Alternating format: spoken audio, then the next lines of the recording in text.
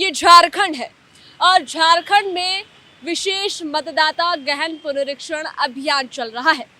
नमस्कार, मैं हूं आपके साथ सबनाज और मेरे साथ टीवी 45 देख रहे हैं आप। जी हां, आज हम बात करेंगे झारखंड में एसआईआर को लेकर के कि कैसे झारखंड में एसआईआर की शुरुआत हो रही है।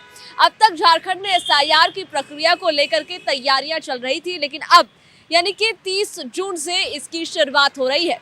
जी हाँ, 30 जून से बीएलओ अब मतदाताओं के घर घर तक जाएंगे और उनसे इनुमरेशन फॉर्म भरवाएंगे।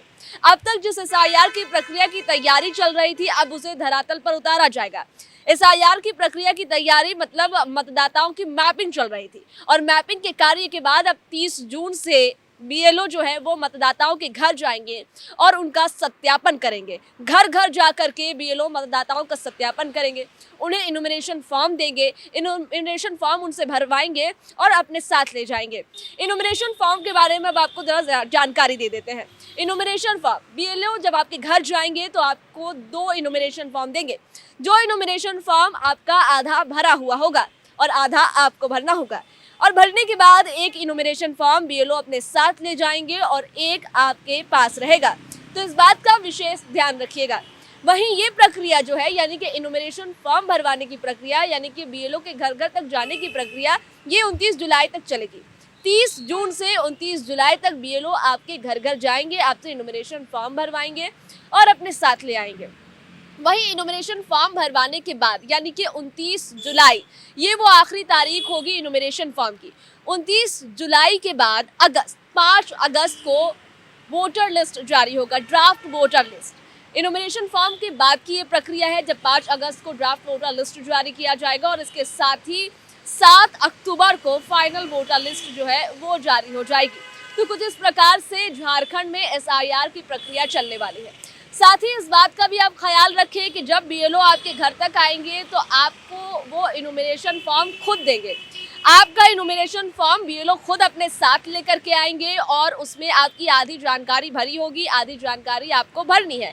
लेकिन इनुमरेशन फॉर्म के साथ आपको कोई भी डॉक्यूमेंट्स नहीं देना है, सिर्फ इनुमरेशन फॉर्म बीएलओ से लेना है और बीएलओ के सामने उसे भर करके वापस कर देना है। सिर्फ इनुमरेशन फॉर्म, किसी प्रकार की कोई डॉक्यूमेंट्स की ज़रूरत नहीं है, किसी प्रकार की कोई कागज़ की ज़रूरत इस पहली प्रक्रिया में नहीं है। खुद चुनाव आयोग ने इसको लेकर के स्पष्ट कर दिया है कि इनुमरेशन फॉर्म के साथ आपको किसी भी किस्म की दस्तावेज देने की ज़रूरत नहीं है। चूँकि मतदाताओं का सत्यापन पहले ही हो चुका है, इसलिए सिर्फ इनुमरेशन फॉर्म देना है।